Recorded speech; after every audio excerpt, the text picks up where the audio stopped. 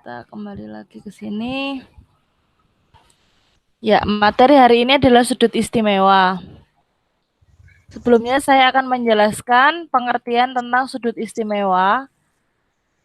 Biasanya sudut itu dibentuk oleh dua garis. Seperti nomor 3, sudut itu terbentuk dari dua garis, yaitu garis AB dan garis BC. Maka sudut yang terbentuk disebut sudut B. Nanti Langit kalau saya kecepatan bilang aja ya, bilang ke Miss aja gitu. Nah, jadi sudut itu di tengah-tengah, biasanya dia disebut dengan sudut B atau sudut CBA gitu. Kalau garis biasanya disebut dengan dua huruf, garis AB kayak gitu. Kalau titik jarang dibahas sih. Titik itu biasanya ada dari perpotongan dua garis. Lanjut. Nah, sudut itu dibagi namanya menjadi 3, yaitu sudut lancip, sudut siku-siku, sudut tumpul. Yang pertama, sudut lancip, yaitu sudut yang derajatnya atau ukurannya kurang dari 90 derajat.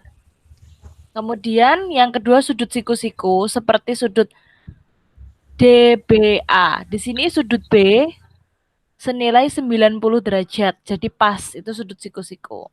Nah, sudut siku-siku ini nanti berlaku di Pitagoras. Kemudian yang ketiga ada sudut tumpul. Sudut tumpul tuh biasanya lebih besar dari 90 derajat. Tapi dia lebih kecil dari 180 derajat. Karena kalau 180 itu CD. CD itu 180 setengah lingkaran. Nah, itu disebut 180 derajat. Sudut tumpul nggak sampai 180. Tapi dia lebih besar dari 90 derajat. Oke, kita lanjut. Kalau sudah paham jenis-jenis sudut, kita masuk ke ini. Jadi di SMP kita akan memahami pengertian yang namanya sudut lurus atau sudut berpelurus. Besarnya 180 derajat. Nih ya, yang ada di pointer saya, warna kuning. Jadi total sudut yang kanan ini misalnya kita namai BCBA, itu kalau dijumlahkan dengan di sini misalnya EBA harus 180 derajat jumlahnya. Gitu. Karena mereka disebut sudut lurus. Hubungannya adalah saling berpelurus. Yaitu kalau di total harus 180 derajat. Lanjut. Sudut refleks. Sudut refleks itu seperti ini ya, sudut tumpul ya. Sama aja kayak sudut tumpul. Sama, tapi yang membuat berbeda adalah sudut yang dibentuk, yaitu dari 180 sudut refleks ini besarnya lebih dari 180 namun kurang dari 360. Kebalikannya sudut tumpul, maaf. Kalau sudut tumpul kan ini ya, yang di sebelah atas dia 90 sampai 180, tapi kalau sudut refleks dia yang di bawah ini yang warna kuning, dia 180 sampai 360. Disebut sudut refleks. Nah, ini unsur-unsur sudut terdiri dari kaki sudut. Kaki sudut itu AB dan AC itu kaki sudut. Kemudian titik sudut itu merupakan titik di mana sudut berada. Ini daerahnya, biasanya di sini ada 60 derajat atau 30 derajat begitu. Itu sudut namanya.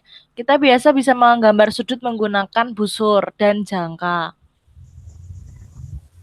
Nah, sekarang kita masuk ke hubungan antar sudut. Sudut yang saling bertolak belakang, pasangan COD dan EOF. COD kita lihat sama-sama, COD dan EOF saling bertolak belakang. Ini ya. Jadi yang bertolak belakang pasti nilainya sama. Misal COD-nya di sini 60 derajat, maka EOF-nya juga 60 derajat. Hal itu juga berlaku untuk COE yang di atas, misalnya O-nya di sini 80 derajat, maka DOF-nya juga 80 derajat di sini. Jadi yang bertolak belakang pasti nilainya sama. Begitu. Lanjut. Sudut yang terbentuk oleh dua garis jajar. Nah, ini sudut istimewa. Biasanya keluar di ujian sekolah. Ini kita wajib memahami juga konsepnya ya, seperti apa. Yang pertama konsep sehadap, bertolak belakang udah, sekarang sehadap. Besar sudut-sudut yang sehadap adalah sama. Seperti yang bertolak belakang, sehadap ini juga sama besar gitu. Misalnya G1 kita lihat. G1 sudut yang terletak biasanya disajikan dengan kayak gini, garis vertikal dan 2 garis horizontal. Misal ada sudut G1 di sini 30 derajat, dia dikatakan sehadap dengan H1 karena mereka sama-sama di sebelah kiri garis vertikal dan di atas garis horizontal. Ini garis horizontal yang pertama, ini garis horizontal yang kedua. Bisa diikuti ya, Langit? Ya, bisa, Miss. Oke, sip. Ini G1, misalnya G1-nya 60 derajat, maka H1 juga 60 derajat. Jadi sama G1 dan H1. Kemudian kalau kita mau lihat yang di sebelah kanan, di seberang garis vertikal, yaitu kita melihat G2 dan H2. Misal G2-nya di sini 120 derajat, maka H2 juga 120 derajat. Kembali lagi sudut berpelurus G1 dan G2 hubungannya sudut berpelurus karena setengah lingkaran. Jadi G1 tambah G2 kalau dijumlah 180. H1 ditambah H2 juga 180 gitu. G4, G3 180, H4, H3 180. Sama juga kayak G2, G3 180. G1, G4 180. H1, H4 180. Karena total 4 sudut ini jika dijumlahkan kan satu lingkaran, jadi 360 derajat. Gitu. Yang sehadap ini ya, konsep sehadap dipahami betul letaknya di mana. G1 dan H1, G2 dan H2. Kemudian yang di bawah garis horizontal ada G4 dan H4. Lalu G3 dan H3. Jelas ya, Langit? Ya, Miss. Oke, sip. Lanjut, sudut yang terbentuk oleh dua garis jajar. Ini sama, kalau tadi konsep sehadap, sekarang sepihak.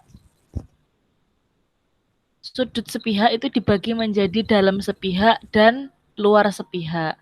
Yang pertama ada G4 dan H1. Nah, ini mereka sama-sama di dalam. Makanya disebut dalam sepihak. Sepihaknya itu kenapa? Karena mereka sama-sama di pihak kiri. Dia di bawah, yang satunya di bawah garis horizontal dia dan yang satunya di atas. Jadi di dalam. Di dalam dua garis horizontal. G4 dan H1. Itu dalam sepihak. Itu sama kayak G3 dan H2. Ini juga yang di sebelah kanannya ini juga disebut sepihak.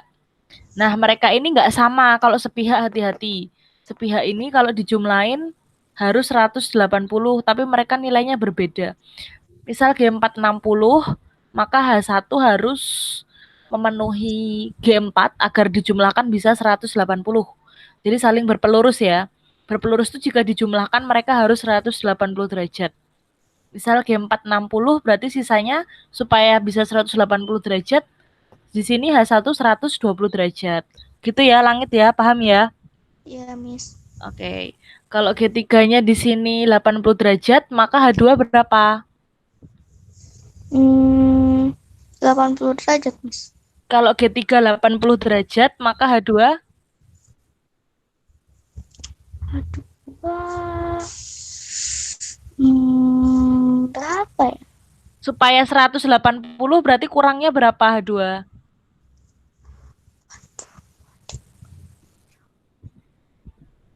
Tadi G3 G3-nya berapa, Miss? 80 derajat. 100, Miss. Ya, betul. Nah, kalau G4-nya di sini 6, di sini berapa ya? 40 derajat. G4-nya 40 derajat. Berarti H1-nya berapa? 140, Miss. Ya, betul. Itu disebut sudut dalam sepihak. Sekarang kita ke sudut luar sepihak. G1 dan H4. Sama-sama di luar. Yang sebelah kiri dulu. Misal G1-nya di sini 110. G1, maka H4 harus berapa? 40. G1 ada 110. H4 berapa supaya mereka kalau dijumlahkan 180 derajat? 70, Miss. Ya, betul, pintar. Lagi, kalau G2 di sini 50 derajat, maka H3 berapa? 130, Miss. Ya, sip. Udah paham ya sudut sepihak? Iya, sudah, Miss. Oke. Dalam sepihak dan luar sepihak. Lanjut.